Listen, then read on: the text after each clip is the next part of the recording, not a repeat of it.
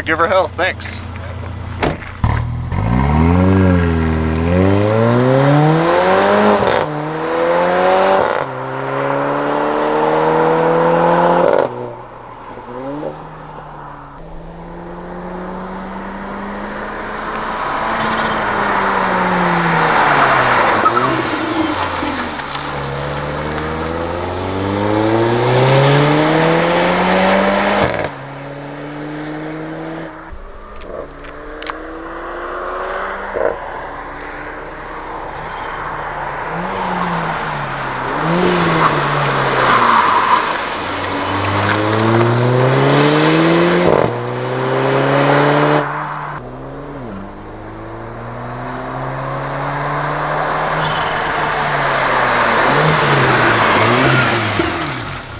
First one coming uphill, I don't know what happened. It like didn't downshift. Oh yeah, like it doesn't quite shift all the time when you want it. Yeah, to. I agree. Sometimes it's laggy. It like it just wouldn't. I don't know. I was like, thing. yeah, come on, motherfucker. Damn, yeah. Like, even it was maybe too high RPM at first, and then it like wouldn't. Damn. Yeah, I actually experienced that too. Sometimes it just like is temperamental. But that was sick though. Should I just pin it right here and do that little turn up, and I'll just turn around and then be done? Yeah, that'd be great. Okay, here. ready? Yep.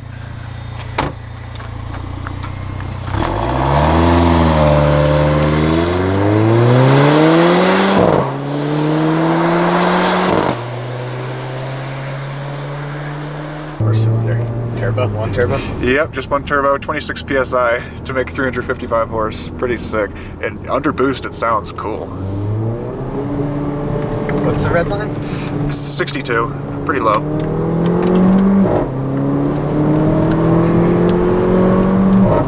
Woo, she's a beast. Oh, Let me take this turn real quick. Yeah.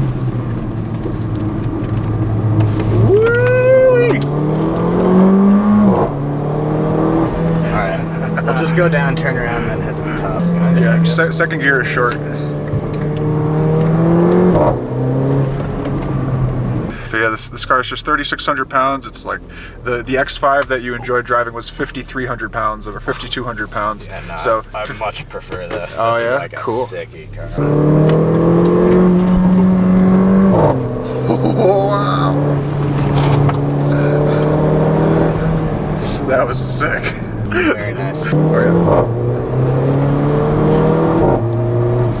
Short shift a little bit.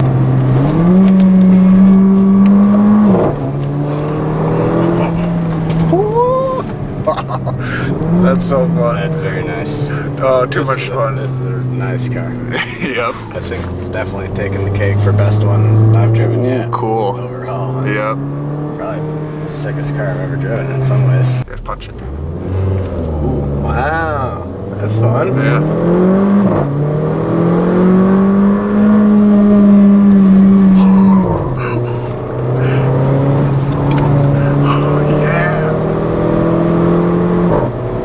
I think we were hanging tire a tiny bit on that left-hander. Woo! Oh, what? Fourth? What happened there? Thought I was in second, third gear. Pull. Wow, she's got some. The popping is awesome, right? It's crazy. Sounds like a little explosion in the back. It's funny. So even the fanciest of cars make those noises, eh? Yep, yes they do. Like Lamborghinis and stuff. Oh yeah, they do it like gunfire. Crack! Yeah, the boost. I do prefer NA. Yeah, me too for the control. Yeah. Oh, it's so much better than a Honda Civic. I didn't need to make the comparison. But it's just really loud at like that 4,000 RPM downhill. Oh yeah, and yeah, like I said about the four-cylinder being not smooth to the max. So I'm sure it has like active engine mounts, but even then it shakes the whole car. Yeah, and, no, that's a good point. Maybe do just straight 6, honestly. Yeah. That's gonna have to be it. Cool. Kaylee thinks I'm puttering. Cool, that was super fun. All right, so I've got a cool car today. A 2015 Mercedes-Benz GLA 45 AMG. Long name. GLA 45 AMG. This is a really sweet, unique little car, and there aren't very many of them around, and not very many for sale. So really glad to get to try it out. I'm going to be doing some German cars for the next couple weeks, and starting with this one today. So you know the drill, going up Little Cottonwood Canyon, Cold day out here. All right, this should be fun. Here we go. Plumbing.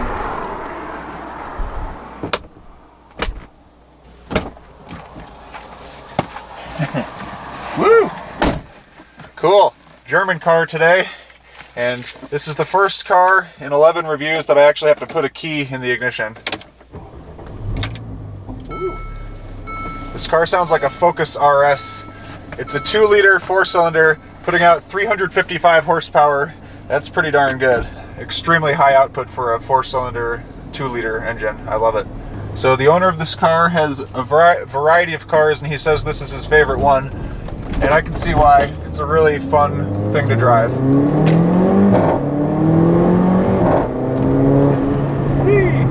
And I made the green light for once. So first thing I'll mention, this car has multiple squeaks and rattles going on. It's got a serious rattle from over here. I actually tried to repair it a second ago, figured out what it is, but let me give it another push. Piece of junk. Listen to this. Right by a school bus. Yep, this car sounds like a Focus RS, but with a dual clutch transmission. The transmission isn't as good as I was expecting. I'm going to have to do more research on why that might be, but it's a 7-speed dual clutch of some sort, and it doesn't have the worst paddle lag, but it's pretty darn slow, pretty laggy. The car is a 2015. Standards were a bit lower back then. That downshift is pretty good. Here I go. Actually, that's pretty darn good. The really laggy part is the upshifts, strangely enough. There's just a huge paddle lag on the upshift. The transmission just can't go fast enough, I guess. Maybe there's tuning available to make this transmission better. Probably. But there's a crazy lag on the upshifts. Let me just try to demonstrate it. So I'm in 4th, I'll put it in 3rd. So 3rd gear, then I'll click it. There was like a second lag almost. Pretty bad. And it even does that, unfortunately, when you're pushing the limits too. A lot of the time, well, a few times I've accidentally redlined this thing, embarrassingly, because the shift is so damn slow. I'm used to a fast shifting, precise gearbox. So unfortunately, this is nothing like the ZF 8-speed or the GM 10-speed, and nothing like what I expect from a normal dual clutch. It's just not quite up to my standards these days. So I'll put my heated seat on. This car doesn't have a heated steering wheel. These cars range from about $50,000 to about $70,000 fully optioned. So while I'm sitting here, I'll talk about a few things. The steering wheel is pretty darn good in this car. It's not amazing. It's got a slightly flat bottom. It's a great size, overall great shape. It's got the perforated leather on the main holding areas here in the middle, and it has a slightly square like shape to it, I want to say. Around the 9 and 3 and then the 10 and 2 bumps have like a square feel to the bottom of it. It's interesting. It feels good, feels solid, and it's easy to hold on to. But my main criticism, or my only criticism really, is that the 9 and 3 bumps, they push out too much into your thumbs. They're just not shaped quite perfectly. Ooh, here we go, dual clutch. Thank you. So, okay, good, it's still in manual mode. So sorry in advance if you can hear all the rattling from this side of the car. I'm going to try to ignore it and enjoy the car anyway, but all the rattling is pissing me off. But once oh no, if I can get through some traffic and construction, I'll be feeling really good. Yeah, there's a rattle from over there, there's a rattle from up here, there's a rattle back there. So at least 3 right off the bat, and they're all pretty consistent. Again, a very slow upshift. It kills the fun of a dual clutch shiftable automatic when it's so slow on the upshifts. And like I said, it even does it when you're going full throttle at redline. It takes forever to shift, so that's annoying, but I'm getting used to it. You honestly have to click the shifter when it's at like 5,000 RPM instead of like 6,000, because that's how long it takes it to shift. 46 degrees. So that reminds me, this car doesn't have a very good way to see the speed. Obviously it has a speedometer on the left, but the speedometer goes to 200 miles per hour, which it doesn't need to, and it's spaced in 5 mile per hour increments, or 10 and 5, you know. Basically, it's hard to see what speed you're going at a glance. Very hard to see, and that's not good. Also, the little digital display, it has a big number for the gear, the slow shifting gears, but there's a tiny little little display of the speed next to the gear number, and that's only on the AMG display mode, so otherwise you can't even see that. So hard to see what speed you're going in this car. I keep hunting around looking for the information, which sucks. So this car makes really nice turbo noises.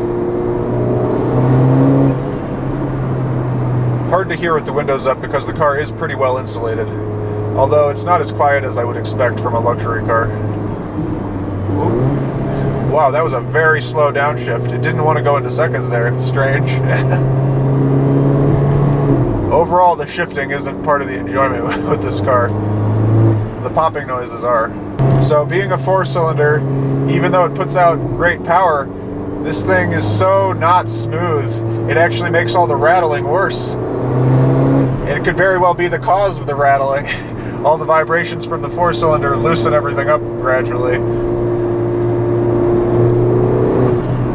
Yeah, it's not exactly fun to rev out. It sort of is, but not really. This is based on a front-wheel drive dominated platform, so I look forward to pushing this through some turns later and seeing how it does. This thing makes really great turbo noise. You can tell it's venting off a lot of boost. 26 pounds.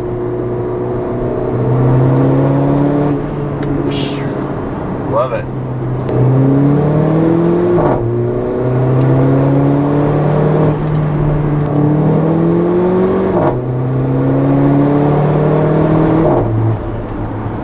The upshifts aren't that bad, but sometimes they are. It's weird.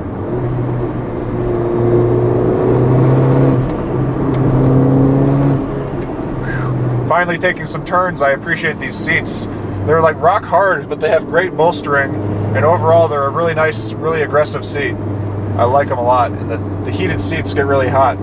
Although they do that old German thing where it tapers off the heat slowly and brings it down to low. I guess to save battery or something, or so your skin doesn't get dry. Wow, I've had this guy in front of me this whole time. This sucks.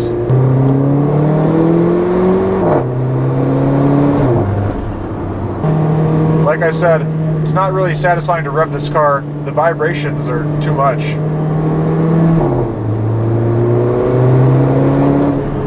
Although when you're getting into the boost though, it does sound cool.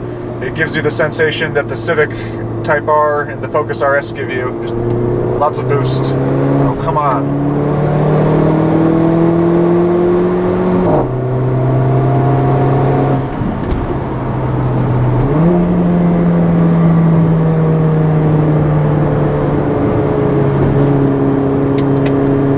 I don't love the turn signals in this car. They don't feel very German to me. I'm used to Audis and BMWs though. The turn signal has a lot of play to it, just feels cheap. Ooh. Yeah, the pissed off 4-cylinder noise is great. It's a 2-liter, which is great, and it sounds awesome. Woo.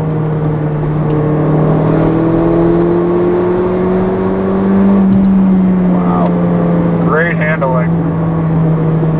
It does 0.96 Gs on the skid pad. Impressive.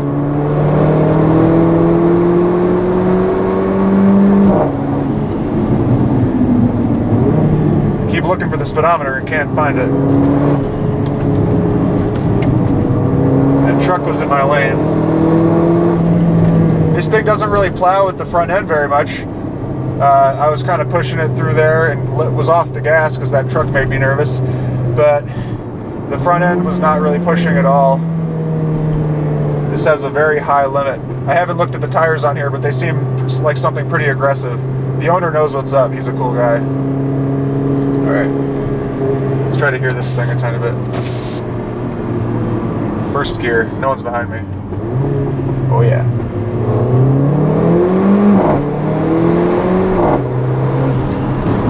Yeah, this transmission's pretty darn good. Just sometimes it seems like it's really laggy. That's all I can say. Like right there. What the hell was that? Whatever. The car sounds amazing. I love how it sounds.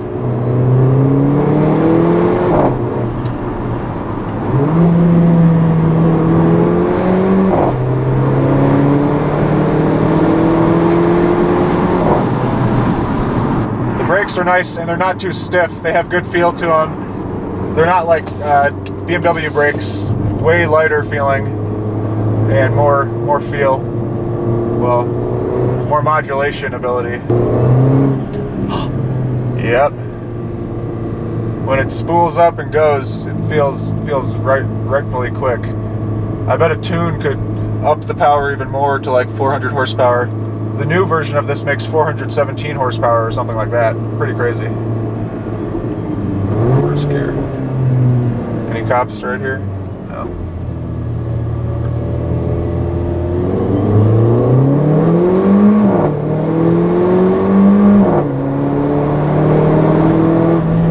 It's got really short gearing. Interesting. It doesn't do 60 in second, I don't believe. So it gives you just a little burbly pop when you let off, not a full-on explosion like the Focus RS and Supra and stuff. But on the upshifts where it matters, it gives you a hell of a pop. Where the heck am I? Oh yeah. Oh. Wow. I miss this turn every time I come up here. Once I almost crashed my Juke right here.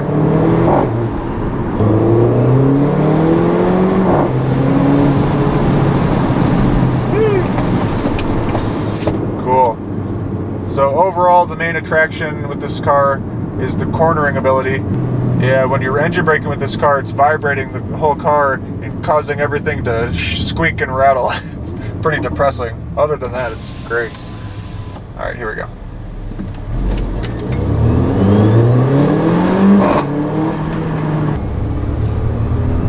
Old Snowbird. I used to work here and now I'm doing my new job here. Videos. Alright.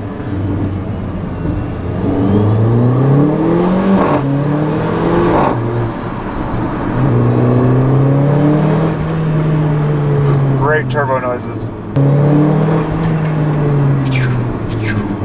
Great. It would sound amazing with some sort of aftermarket intake, of course. Alright, let's take a couple shots of this thing and get out of here as soon as we can. It is no rush, man. It is not a rush, man. Cool. So it is transverse mounted. Oil filter, is that what that is? I don't know. Yeah, there's plenty of room under here. I guess it is nice to have a 4-cylinder after all. The turbo's right here. Cool. With a big old downpipe. Very nice.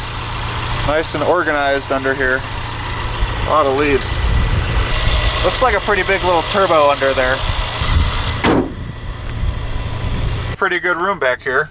I'm 6 feet tall, and behind myself I just barely have room. The leather and everything in here is pretty nice. Textured plastic on the door, then the leather stuff as well. And everything does feel pretty nice, like a German car should.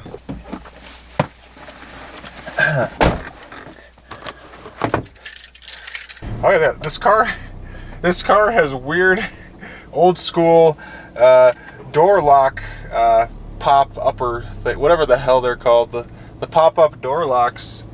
That's hilarious. What is this? The 90s? All right, let's get out of here.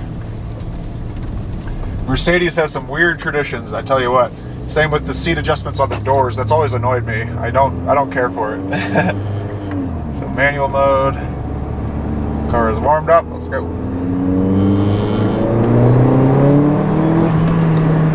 It's just funny to have that high-strung 4-cylinder turbo noise out of a luxurious little crossover German car.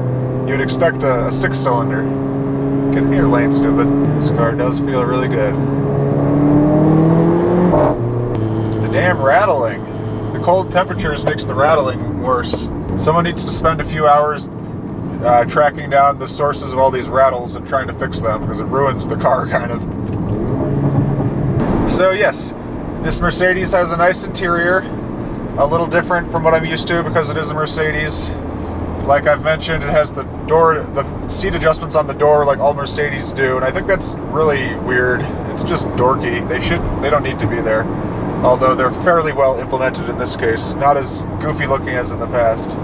And steering feel is pretty numb with this car, not bad, and fairly light, but not too light. I wish it were a little stiffer, but it's fine. Pretty good feel though, it feels fine. And yeah, the brakes do feel nice, like I said before. See, that was a pretty fast downshift. It's like, if this car is in the mood to shift fast, it will, but oftentimes it's not in the mood. Oh well. Yeah, these seats and this awesome handling are a wonderful combination. Yeah, actually the steering is pretty good. It feels pretty quick. That's nice. Alright.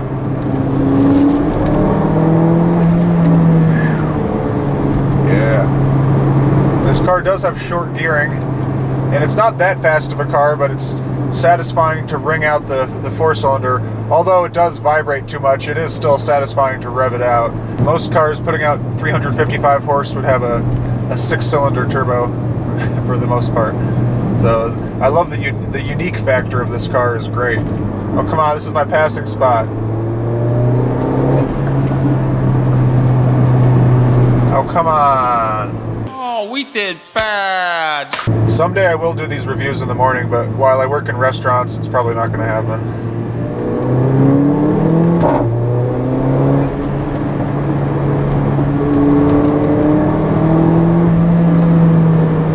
Yep, this thing's amazing through the corners. It feels great.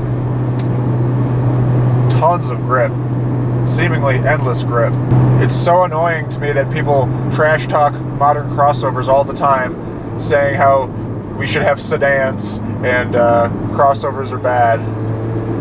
This thing handles so well. You are not wanting for a sedan very much, and obviously it has great ground clearance and nice all-wheel drive. Stop complaining about crossovers, please. Alright, I got a little room. Let's go for it.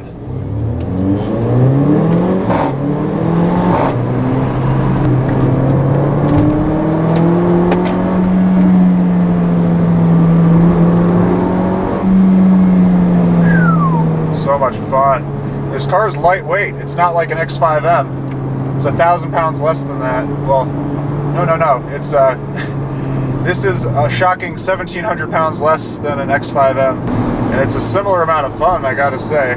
Even the way this car is in stock form, very, very good. I love it. Very, very impressive performance. So here's the coolest part of this road. It looks so cool from above. Here goes.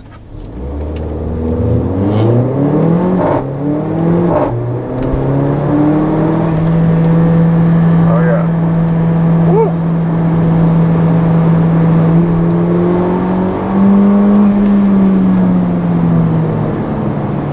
So this car leans over just the tiniest bit when you're putting it through the turns, but then it just has endless grip once it leans in. Almost feels like I'm driving the Focus RS, and they weigh about the same too. This might weigh about 200 pounds more or something, but it feels fairly similar to the RS, just higher off the ground. Yeah, just there, I gave it an upshift, and it waited a full second before it finally did the upshift. It still wants to act like an automatic, even though it's dual clutch. And then randomly there's a fast downshift.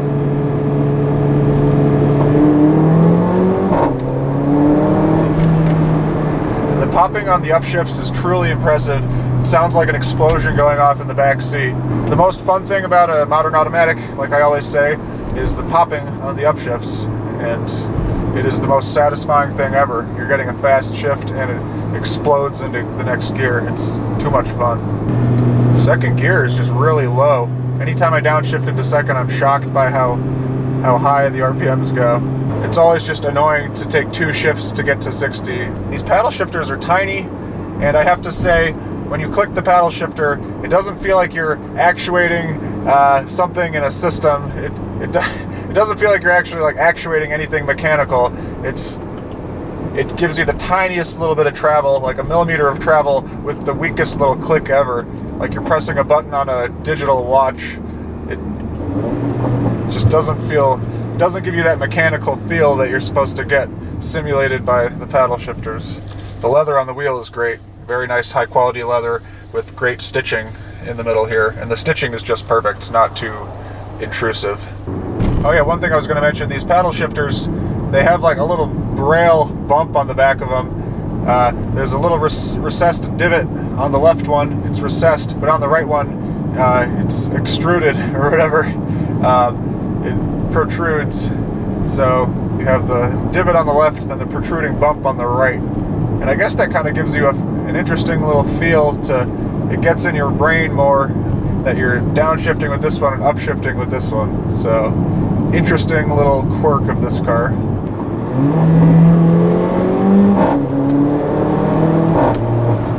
Yeah, it feels fast down here. So I'm about to wrap up this review. I really, really like this car. The transmission's not perfect, but that's my main gripe.